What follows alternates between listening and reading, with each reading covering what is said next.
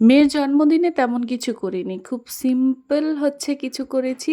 যা, যা করেছি সবকিছুই আজকে কিন্তু শেয়ার করব। তো পুরো ভিডিওটি কিন্তু সবাই দেখবেন এবং পাশে থাকবেন। হ্যালো এভরিওয়ান, আসসালামু আলাইকুম। কী অবস্থা সবার? আশা করছি সবাই ভালো আছেন। আমিও ভালো আছি। এই তো আজকে অনেকদিন পর একটা ভিডিও নিয়ে আসলাম। কারণ হচ্ছে ১২ তারিখে আমার মেয়ের এবং আমার ২ জনেরই কিন্তু জন্মদিন ছিল।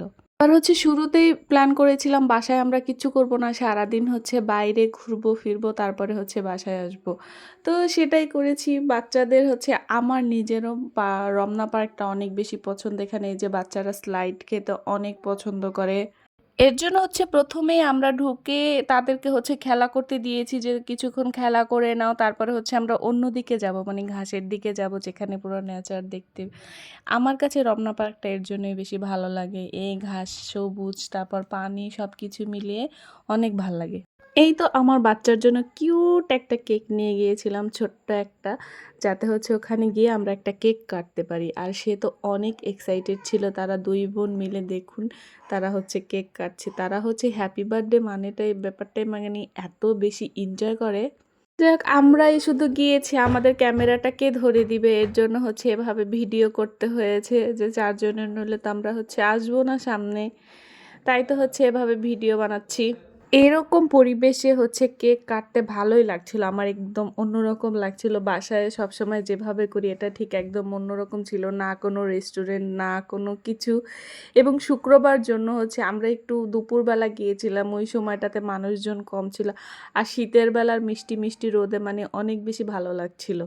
আসলে বাবা-মা চায় বাচ্চাদেরকে একটা ভালো কিছু উপহার দেওয়ার জন্য, ভালো একটা দিন মানে একসাথে কাটানোর জন্য।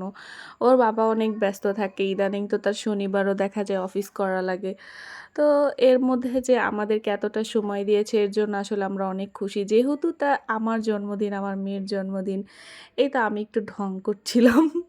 বাচ্চাদের আনন্দ দেখতে আসলে অনেক শান্তি লাগে। আলহামদুলিল্লাহ, মাশাআল্লাহ। আমার বাচ্চাদের জন্য কিন্তু সবাই দোয়া করবেন। আর সবাই মাশাআল্লাহ বলে যাবেন বাচ্চাকে দেখে। রমনা পার্কটা যেহেতু আমার অনেক পছন্দ, আমার মনে হয় মাসে ২ বার ৩ বার গেলেও আমি বিরক্ত হই না। সবসময় যেতে ভালো লাগে। এই যে ঢাকার মধ্যে বাসাবন্দি থাকতে, থাকতে রমনা পার্কটা হচ্ছে বেশি ভালো লাগে এর জন্য। এখানে এত সবুজ প্রকৃতি, আমার কাছে মনে হয় ঢাকার মধ্যে বেস্ট জায়গা এটা। আমি হেঁটে আসছিলাম, আমার হাসব্যান্ড একটু ভিডিও করছিল। আমার মেয়ে তো দেখে দৌড়ে চলে এসেছে। তারপরে চলে গেলাম এই যে ফুল বিক্রি করছে, আমার পছন্দের একটা পার্ট। এই যে সে আমার জন্য ফুল কিনে দিচ্ছে। তারপর আমি বললাম, "তাহলে তুমিই আমাকে পরিয়ে দাও।"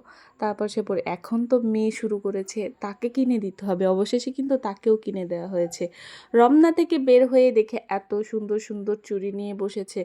কিন্তু আমরা আবার অন্য একটা জায়গায় যাব। কোথায় যাব সেটা কিন্তু পরের ভিডিওতে থাকবে।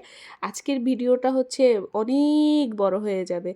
তারপরে এই যে শাহবাগের এই যে ফুল, এখানে গেলে আমার পুরা নেশা লেগে যায়। মানে এত সুন্দর ঘ্রাণ, মনে হয় যেন পাগল হয়ে যাই আমি। খুবই ভাল লাগে। শাহবাগটাই আসলে অন্যরকম, ফুলের রাজ্য। অনেক ভাল লাগে। তো আজকের ভিডিওটি কেমন লাগলো সবাই জানাবেন। আল্লাহ হাফেজ।